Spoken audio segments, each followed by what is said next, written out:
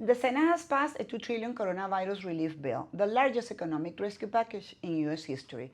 It is an 880-page legislation that includes a one-time direct payments to individuals, stronger unemployment insurance benefits, loans and grants to businesses, and more healthcare resources for hospitals, states, and municipalities. The most pressing question is, how much are the payments going to be? Well, most adults will get $1,200, some will get less.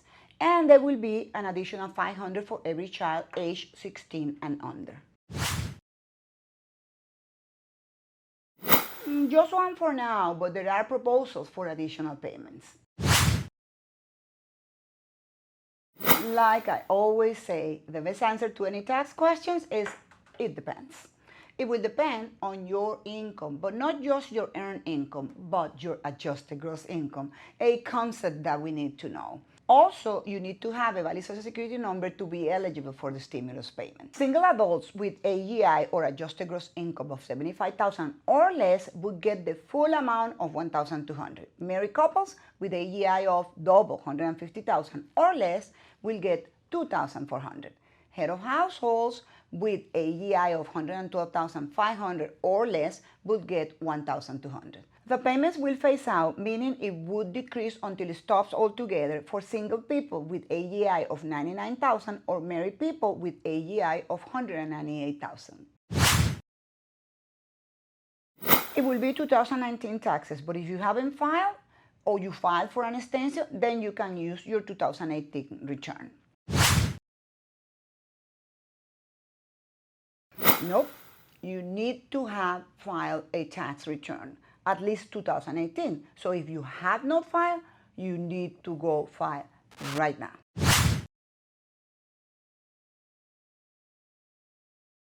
Yes, do not worry. If you are not working or you are under Social Security, you will be eligible and you will receive a stimulus check.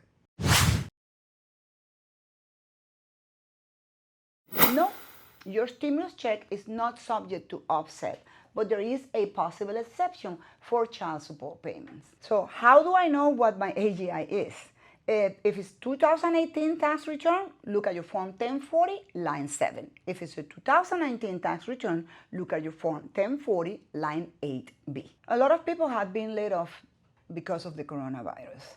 And the new bill have expanded eligibility for unemployment benefits, and those are going to include self-employed people and part-time workers. Obviously, people that are unemployed, partially employed, or unable to work due to a coronavirus-related reason. The answer is, it depends on the state they live in, because unemployment benefits usually replace roughly 40 to 45% of a person's earnings. The expanded unemployment benefits, however, would pay an extra amount to fill the gap. So the plan is set to give eligible workers an additional $600 per week on top of the state benefit. For example, the state of California, the maximum benefit a person can have is $450. The state of New York is $435. So let's pretend people from these states will receive an additional $600 a week under the expanded unemployment benefit.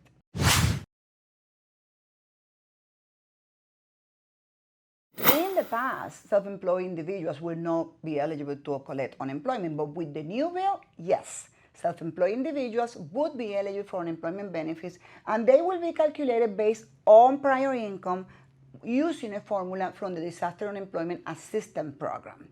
And they will also get the additional $600 weekly as set in the package. Well, part-time workers will be eligible for benefits, but the benefit amount and the length, it will depend on each state law.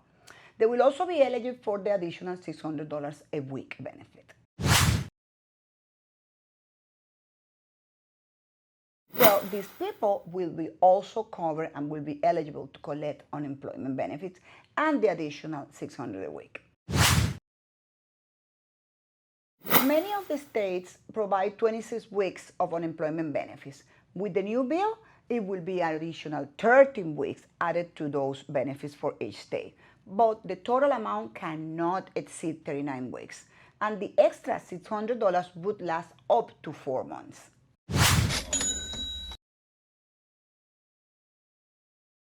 The answer is yes. If someone has exhausted their benefits, could generally reapply. However, the duration and amount would depend on the state the person worked. Everyone would get at least another 13 weeks along with the extra $600 payment.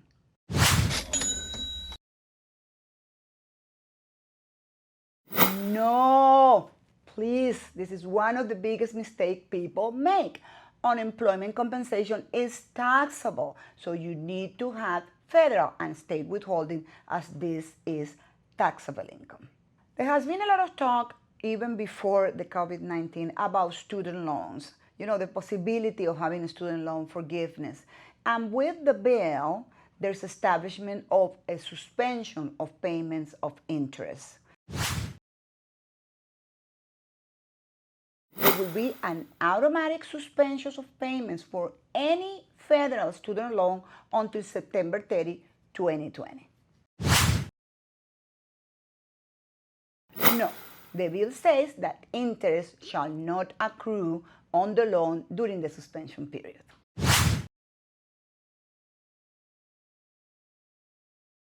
Well, good news. The bill contemplates that during the suspension months, you will have each month counted, and if you're making a payment, even though you're actually not making a payment, you will still be counted towards the 120-month rule, like if you were making a payment. And that is true for all forgiveness or loan or rehabilitation programs.